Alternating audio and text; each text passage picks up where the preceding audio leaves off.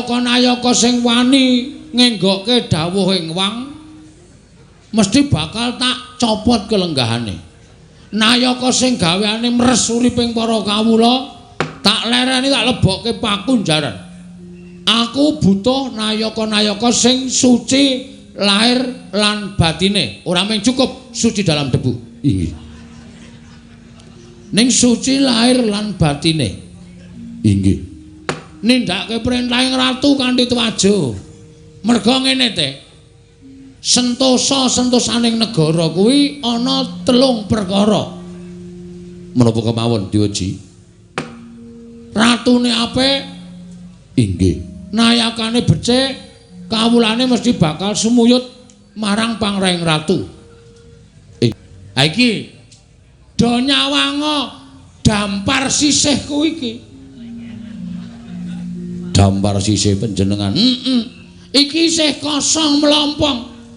Ngono. Iki isih sela. Monggo sing jeneng ratu kuwi kudu nyanding paramek. Kersanipun kuwi lho sing mau wedok dadi ratu kuwi lho. Prameswari. Oh, Prameswari. Kok paramek? Prameswari. Ngono. Prameswari ku durung ana. Monggo ganep-ganepe Nalendra kuwi nek iso jejer berdua karo Prameswari, mongko Prameswarine ayu. Inggih. Wis iki pokoke bebas wae ukarane ya, Teh. Inggih, inggih. Rasa dadak nganggo basa kawi-kawi, bakso kawi ya. Iya, Gusti. Amripat prodo mripat tempo terus tukul rasa tresna. Teong teong teong. Napa niku? Dadaku ana jambune. Godhong waruhe lho. Inggih. Terus tak cedhaki aku karo nembang. Memanesmu anggo jiwat agawe rujiting galing ngono. Drupadi ngadeg. Tanganku loro-loro ditampani karo tangane Drupadi temlek. Wah, getih ilang kabeh. Getih ilang kabeh. Aku mbiyen ndek rung dadi ratu senengane ngedusi wong edan. Saiki entuk putri sing ayu kaya ngono. Inggih. Tanpa taliwara Drupadi bopong gendel. Waduh. Dibopong? Inggih, heeh. Tak bopong mlebu nang kedaton. Aku dawuh mban, tebahi kasure. Mban krekat nebahi kasur, Drupadi abobokke. Ngono. Inggih, inggih. Kowe kuat ra neruske critane? Giat. Kowe ora kuat tak ajar lho, mboten. Kisah cerita iki saya suwe saya, wo, nek ora kuat ati sama duk. Bayanganmu tekan ndi-ndi? Inggih. Barang tak sarekke nang apa jenenge? Nek kasuri basane apa teh? Tilamrum. Aku terus wijik. Aku terus alon-alon jajari para Drupadi. Inggih. Maune tengahe ana gulinge. Oh nggih. Guling tak uncalke wer. Rekaya areng ngrekep para Drupadi, areng meluk para Drupadi, guling tak uncalke tiba ning kompor. Pawon kedaton kobongan gegek ngalor ngidul. Kuwi karo dilatih diesel. Niki panjenengan dipun keparengaken ngawis wong loro 400. Jarine Ratu Sugih kok kenyang 400 ya gelem ora? Hah? Duit Nalendra kuwi murah kapi lho. Lah inggih pun nderek menawi ngaten mboten kawan atus kalih atus tiyang kalih. Ah ngono jenenge kowe ngabekti karo nyotak manjeri selawe sik. Nggih. Matur sembah nuwun. Engko nek genepe nek wis rampung. Nggih, matur suwun. Selangkung niki piyak tiyang kalih wong loro. Oh nggih kalih adik kula. Wis ngono ya? Nggih. Aku tak nonton ning ya kuwi peraturan nang kene iki. Kowe nglimbuk cange Pratiwiratatin 10 menit ra guyu aku tak bandem botos kok ngisor.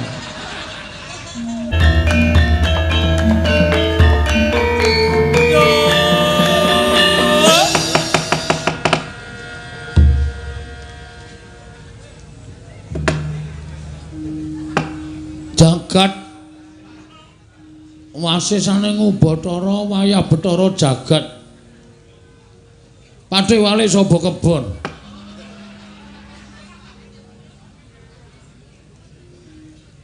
Patih Jaya Kunjara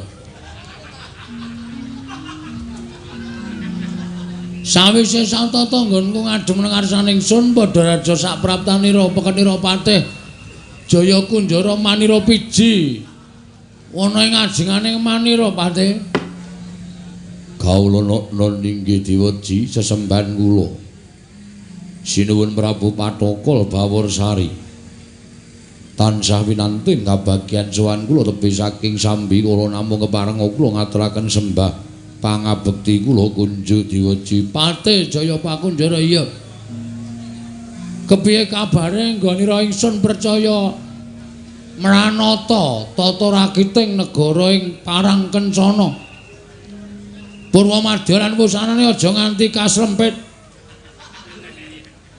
matura marang panjenenganing manira Patih menawi paduka dangu bab tata rakiting praja sadaya boten badhe ngujiwani para kawula sami sayek saka kapti akara lungguring nusa bangsa negaring Parang Kencana medhahipun Pradi Perjurit boten kendhatanganipun sami gegladen olah kridaning aprang sawanji-wanji praja paduka temping paramuka boten badhe anggepok kunca paduka Gusti kula ingkang sinuwun ing abdi remuk kasawurna putung sumangga kabandhemna diwaji sembahan kula dadekake suka marwata suta penggali ing manira ora liwat prayogakna nggonmu ngadhep ana ing manira ya pekenira Patih sampun boten kirang prayogi syukur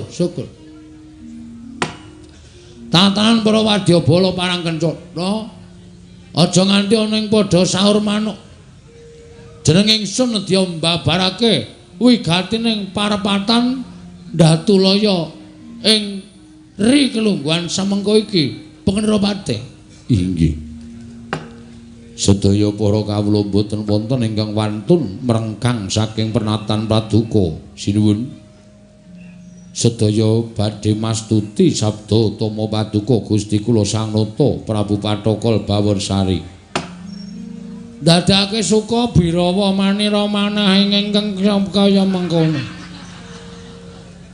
inggih prayogane nggonmu langgah Patih sampun boten kirang prayogi Senopati Jaya Sudarga wonten timbalan ing adhamu menapa sinuwun miji dhateng ingkang rayipun Senopati Jaya Sudarga sawise satata nggonmu ngadhep padha raja sak praptamu Senopati sampun boten kirang prayogi anggen kula ngabiyantara tansah pinanganing kawidadan ring sambi kala sawanipun ingkang abdi pun Jaya Sudarga namung kepareng kula ngaturaken sembah sumangga ping pangabekti kula kunjuk sandhapada paduka sinuwun Prabu Patokol Baworsari. Heeh.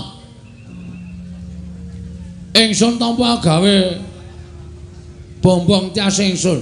Patih Jaya anu sapa Senopati Jaya Sudarga?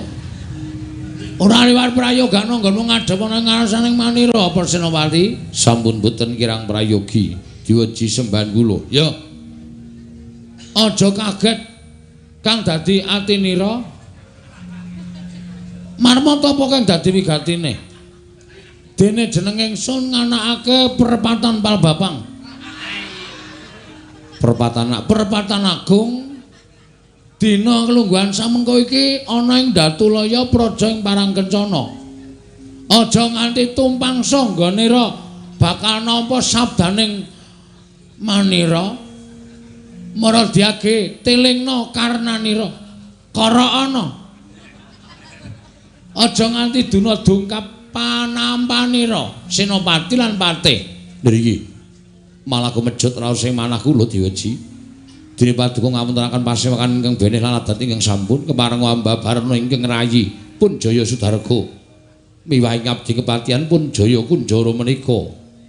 Gusti kula ingkang sinuwun. Mengkono ya. Sejati kang pranyata ingsun ngrawake para pandemen wayang Ringgit Purwa. Dadi ratu yang tenan. Kata-katane kudu pas ya. Ingsun ngrawake para senopati gegedhog samaladuk ana ing negara Parangkencana iki sayektine ana bab ingkang bakal ingsun biyawarake marang sira sakabehna. Inggih. Mula aja nganti dina dungkap panampanira. Ingsun keparengake rada cemaket, rada caket nggonira sowan. Senopati Jaya Sudarga lan Patih sapa kowe mau jenenge? Jaya Jaya Kunjara. Lalen kok ya ora apa-apa. Kene. Di kepara maju mengko tak babari apa to sejatine jene panjenenganing wang nganake pasewakan jroning Datulaya Praja ing Parangkencana. Mekaten Gusti. Ingkang Rayi nedya nganglungaken jangga nilingaken karna nadyaning abdi kepatihan. Nedya nganglungaken jangga nilingaken karna mastuti sabda utama paduka Gusti kula Prabu Patokol Bawarsaring Parangkencana diweji andrah ingkang positorum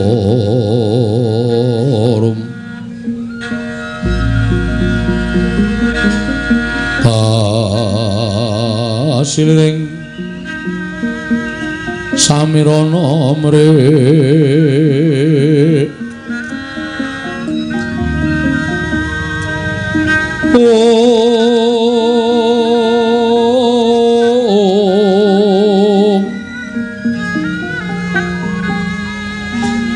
sekar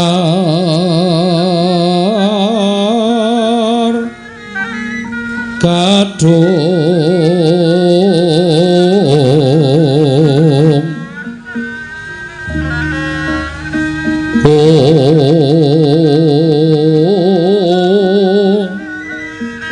ngas kandanyo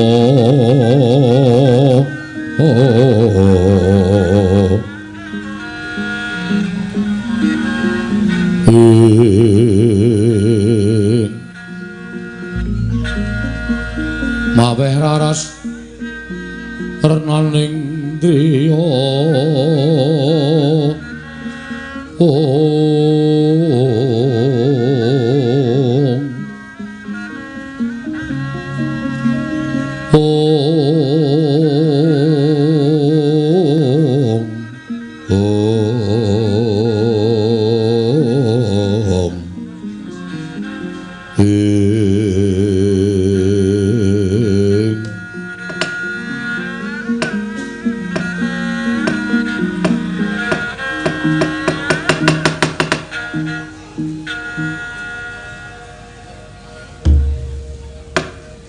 Senopati Jaya Sudarga wonten timbalan sinuwun.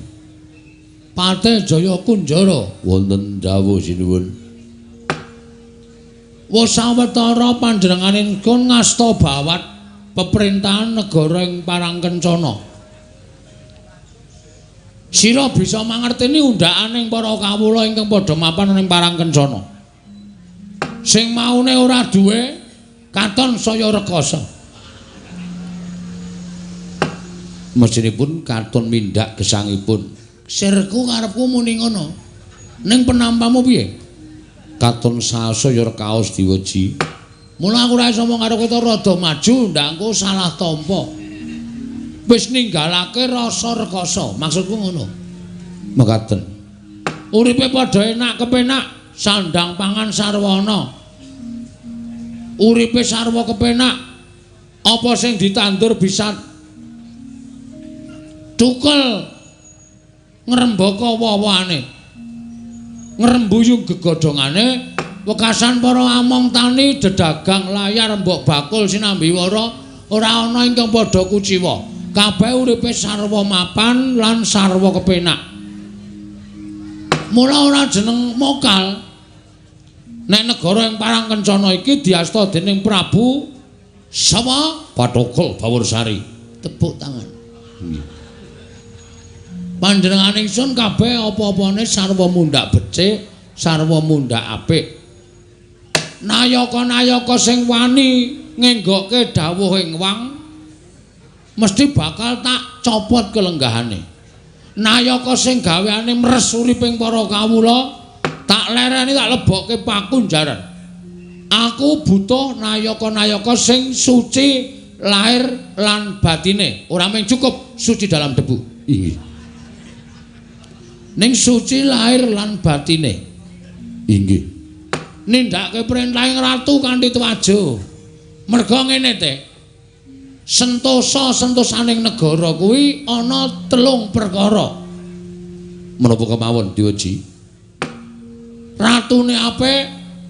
Inggih. Nayakane becik, kawulane mesti bakal sumuyut marang pangrahing ratu. Ing angka kalih. Nayakane apik, nindakake perintahing ratu, ora tau weya marang dawuhing ratu, kuwi mujudake suwijining nayaka sing apik lan iso dadi srana kuncaraning para kawula lan tentreming para kawula.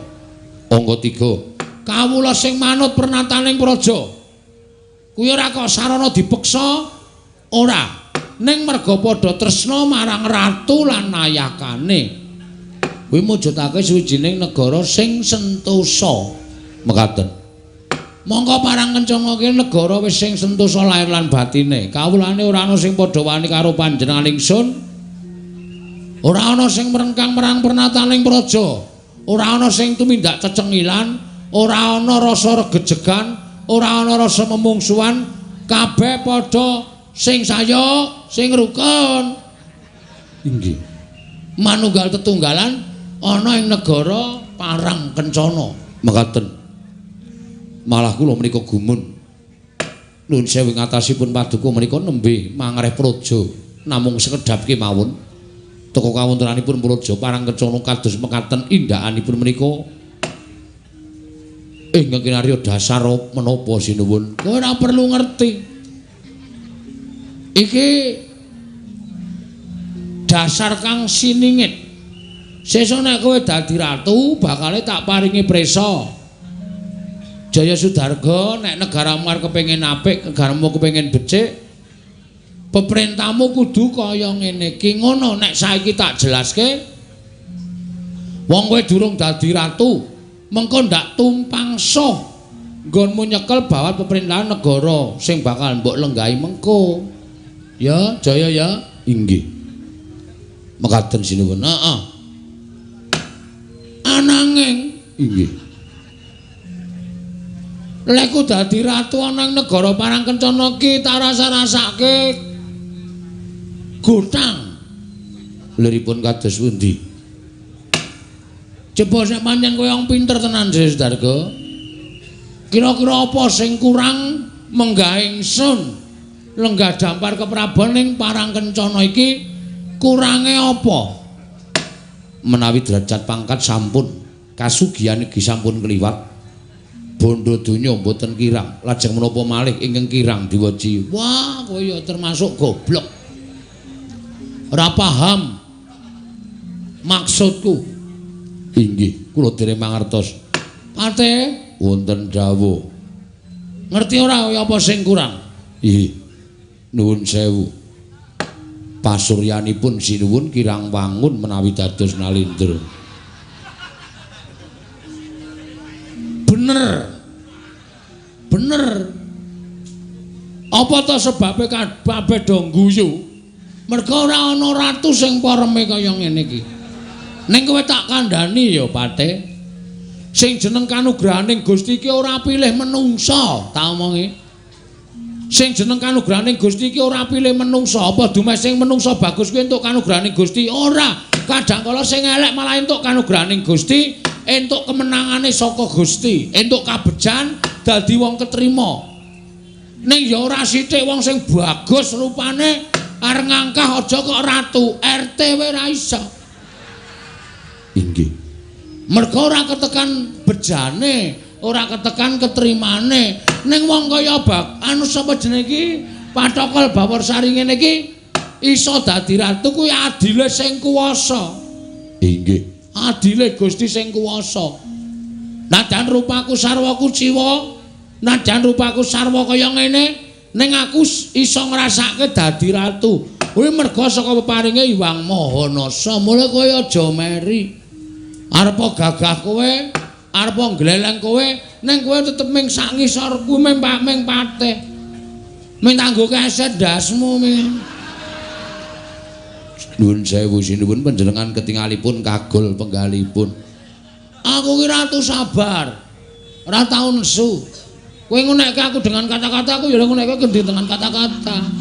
Kuwi jenenge wis dro. Inggih. Mula aja sok nganti nyacat karo Nalendra. Mboten sinuwun. Saking pamawas kula kok kirangipun namung mekaten. Sabab menawi panjenengan nedheng lenggah dampar menika kathah para nayaka ingkang sami kresik-kresik ngraosi panjenengan. Wondene uninipun kok kaya ora wangun dadi ratu. Ora apa-apa. Nek ra sing do guyu kuwi terhibur. Inggih. Monggo wong hibur masyarakat kuwi entuk pahala. Dadi najan aku ora omong, aku ora ngopo-ngopo, aku lagi metu raiku tok do guyu kuwi termasuk pahala. Mula wis pantes nek aku entuk ketrima dadi ratu. Oh, ngaten. Aja dadi ratu kok diserem-seremke. Aja kok dadi ratu kok di medeni-medenke. Medeni-medenke. Maksude men wong liya padha wedi, ngono lho. Aja diserem-seremke. Iki nek iso digawe sing kepenak, rai digawe sing semanak, rai digawe sing ketoke ora medeni lan sak piturute. Wis ta titenono. Titenono aku ora gawe-gawe iki. Ora pangkat RT, ora pangkat dukuh, ora pangkat lurah, ora pangkat apa wae, ora kapolsek, ora kapolres, ora bupati. Nek raine digawe medeni, kuwi masyarakat malah do wedi. Ora cedhak karo masyarakat. Ning nek digawe sak kepenake, digawe santai, digawe iso menghibur, iso semanak, aku malah masyarakat ora wedi. Wekasan akeh sing do cedhak. Paham ora wae teh? Ngertos niku. Esune ora ngrupak-ngrupake ratu ya? Inggih. Tugel gulumu. Iya mboten. Mboten sinuwun. Sepisan iki tak terima-terimake. Kowe wong loro do ora ngerti to, apa to sebabe aku sing rumangsa kurang? Ha iki do nyawanga dampar sisihku iki. Dampar sisih panjenengan. Iki isih kosong melompong. Ngono. Iki isih sela. Monggo sing jeneng ratu kuwi kudu nyanding paramek. Kersanipun Kuwi lho sing mau wedok dadi ratu kuwi lho. Prameswari. Oh, Prameswari. Kok paramek? Prameswari, ngono.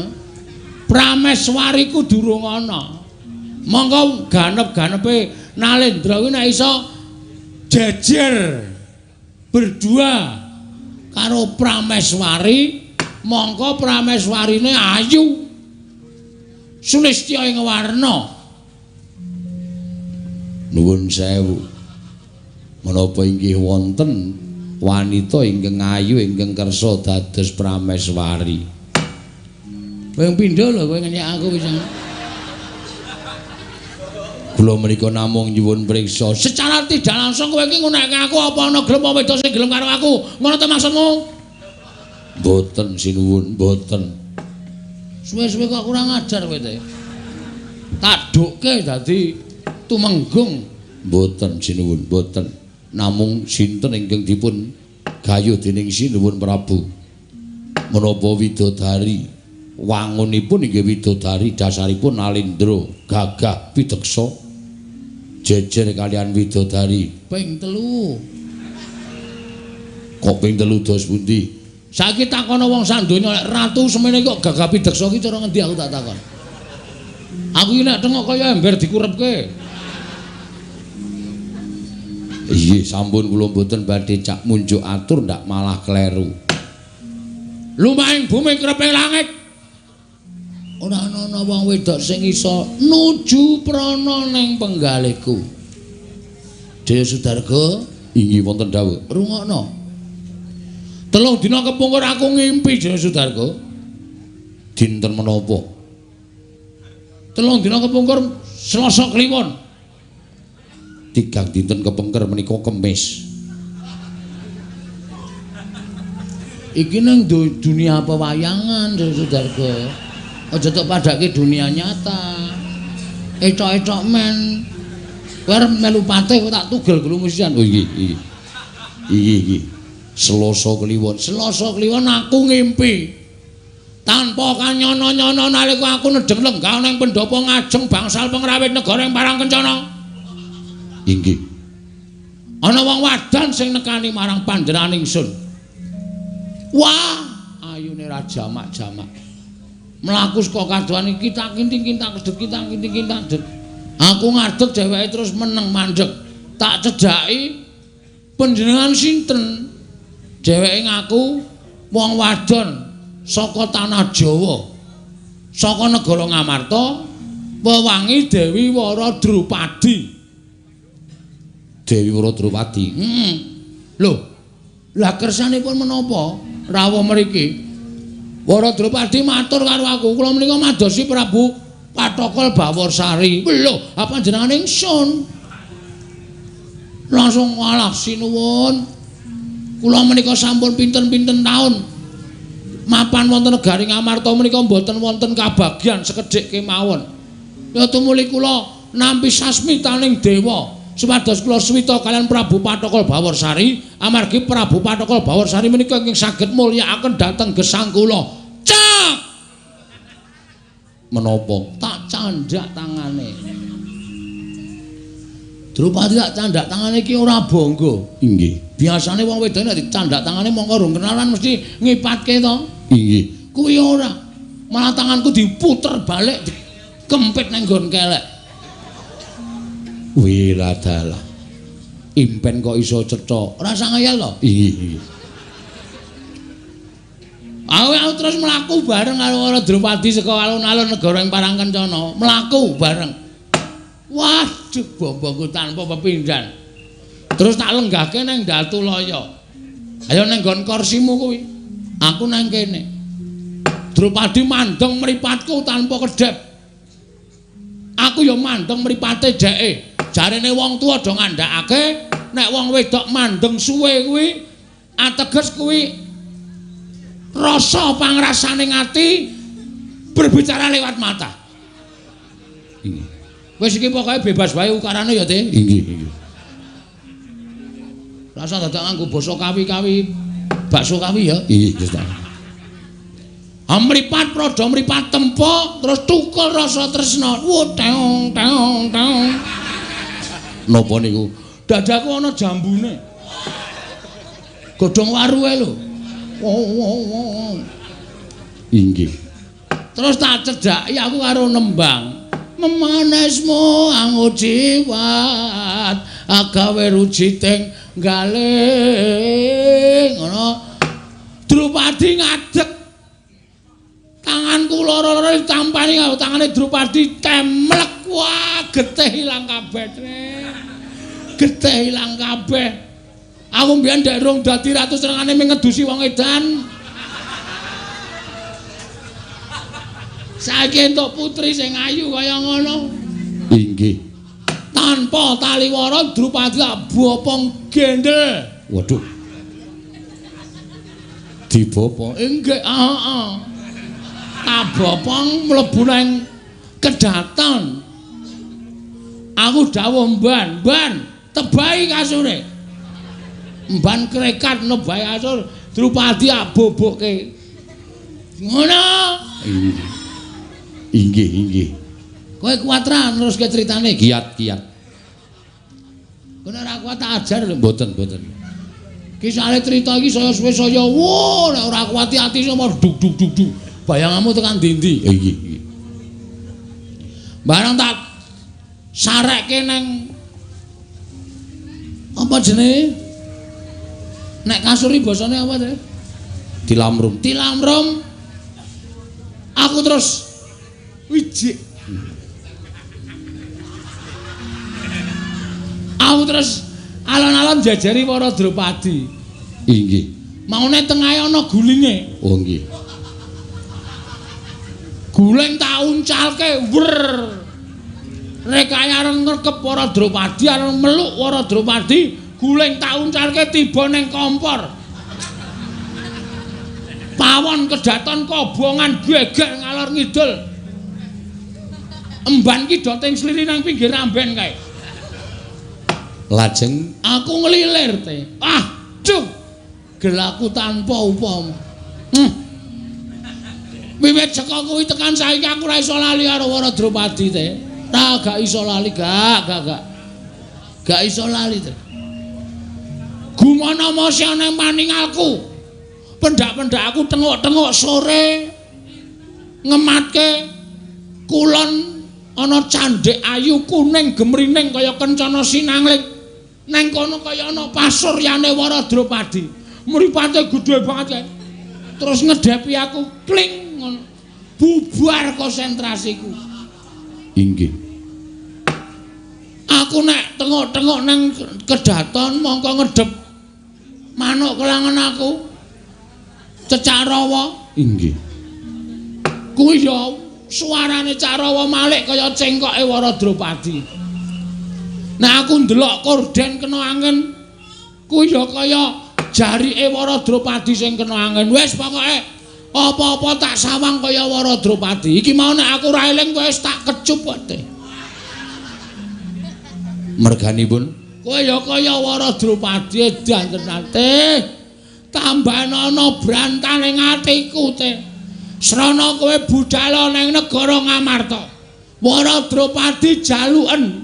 Nek kira-kira wong Pandhawa ora menehake, kowe ora iso mboyong para Drupadi tekan ngarepane Prabu Patokol Bawarsari. Tak tugel janggamu dina kuwi uga teh. Sikra-sikra yen permana kanca sikra ngraken awang sesangka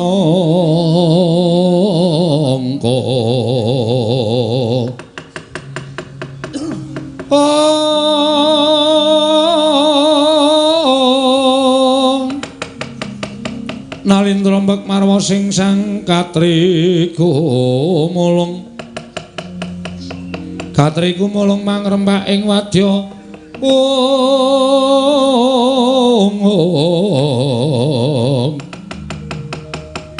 Kurta-kura reka kiri-kiri Ronanggono magawe gelarira wang-wang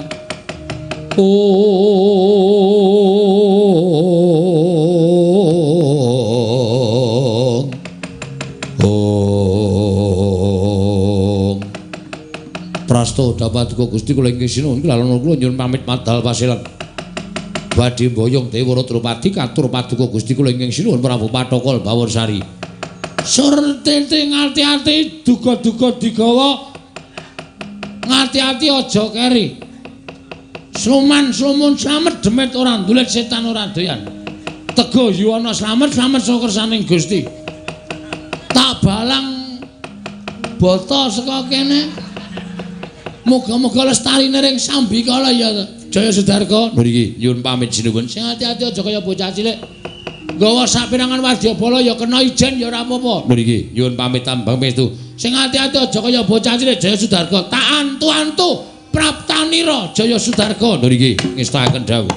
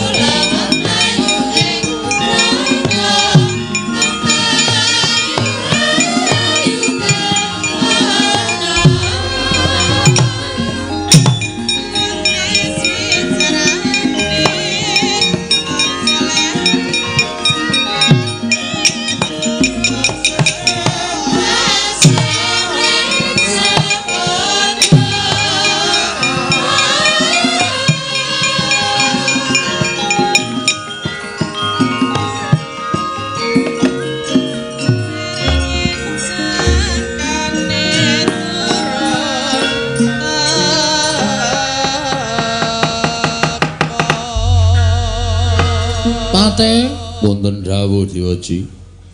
Kira-kira pirang dina ya lakune Jaya Sudarga? Wah, menawi saking negaring Parangkencana mriki dumugi tanah Jawi menika tebih. Udakawis saged setunggal wulan. Waduh. Selak modar ning ngenteni. Monggo tresnaku wis makantar-kantar kaya ngene kok kudu ngenteni sesasi teh. Piye teh? Aku wis ora kuat ngampardane kanan kasemaranku. Inggih.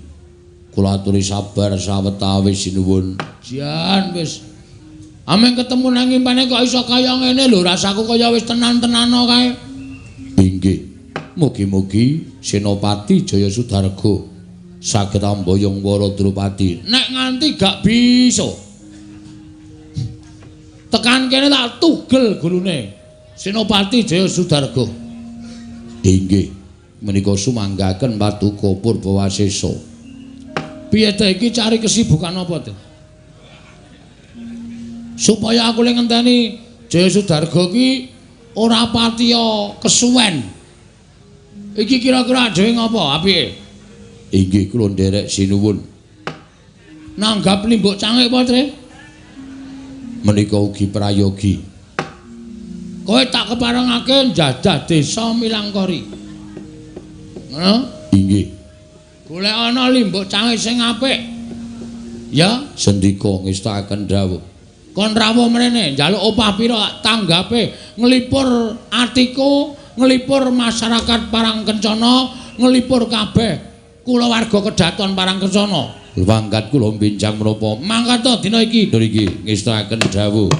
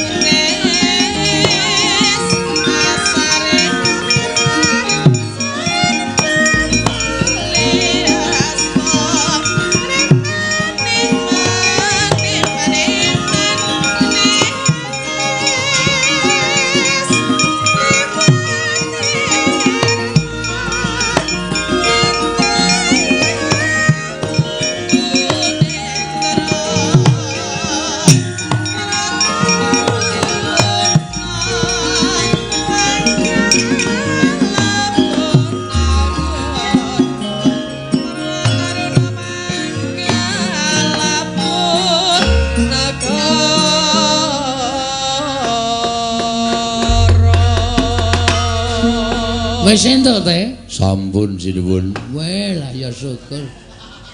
Saka ngendi iki? Apik ora engko tiwas bayar ora apik.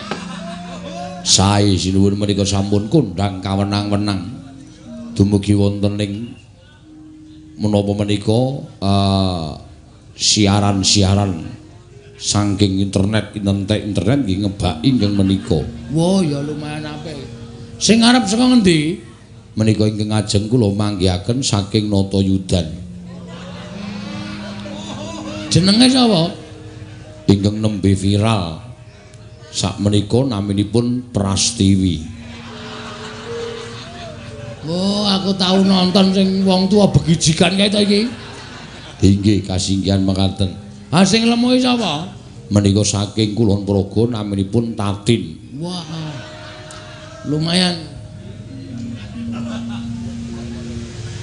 Wah, pira Prastiwi ya? Nggih sinuwun. Umurmu pira? Isa menika nggih sampun 50-an langkung.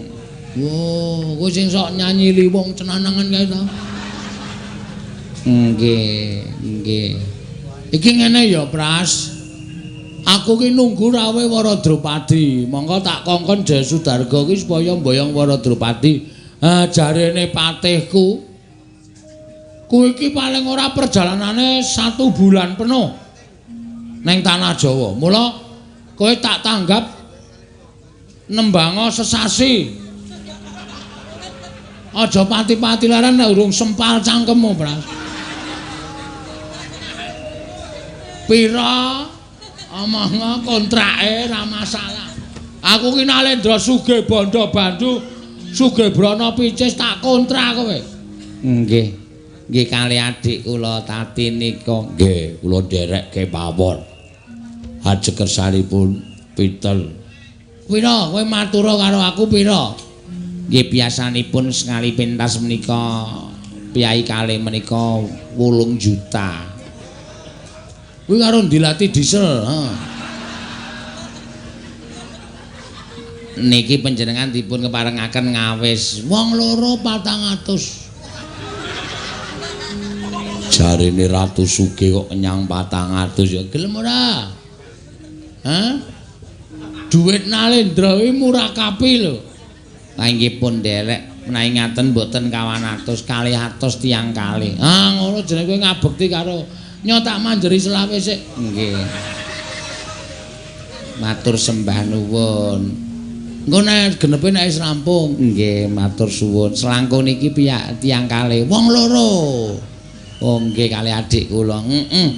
Wis ngono ya? Nggih. Aku tak nonton ning ya kuwi peraturan nang kene iki. Kowe nglimbuk cange Pratiwira Tatin 10 menit ra guyu aku tak bandem botos kok ngisor. Yalah payu 200 kok ameng-ameng nyawa ya. Iya. Iki jane karepe piye kok kahanane jejer wis kaya ngene. Ki mergo aku mumet tenan. Bagong Ratu iki nang ndi dijaluki wae. Mongko penontonku ya mung kuwi. Nek ora digawe beda ngene iki kok ndak mung dibedheki. Nggih ngaten. Wis ngono ya, aku tak nonton nang isor kowe sing apik. Biasane metune nganggo apa metune? Pras TV kowe biasane metune nganggo apa? Aku nek umur 50 luwih ngono wis metu dhewe kowe pisan. Nggih. Biasanipun ngagem menapa, Mbak? Nggih biasanipun ngagem lelagon-lelagon dangdut. Wis ngono. Ya teh yo. Kowe karo aku semingkir men dibacutke Prastiwi karo Tatin iki. Nggih ngestaken dawuh. Kanca-kanca pengrawit mriki rak nggih sae-sae to. Aja ngeceh kowe. Padake juara 1 kancaku pengrawit ki. Juara 1 Panjat Pinang. Mboten wonten sambung rapetipun kalian karawitan kok panjenengan menika. Tak jalukke karo abdiku pengrawit ya. Nggih. Karo digayengake. Nggih. Sing kejibah maju ya terus maju. Nggih ngestaken dawuh. Sinuwun menapa mboten mawi gending kundur ngedaton. Wis rasa langsung mlebu dangdutan wae. Aku ya seneng kok. Oh nggih. Waton sing dangdut-dangdut Jawa ya aku seneng. Nggih. Monggo dipun aturaken. Ayo abdi pengrawit parang kencana iki Prastiwira Tatin diringi iki men supaya nglipur atiku kanggo nunggu Waradrupadi.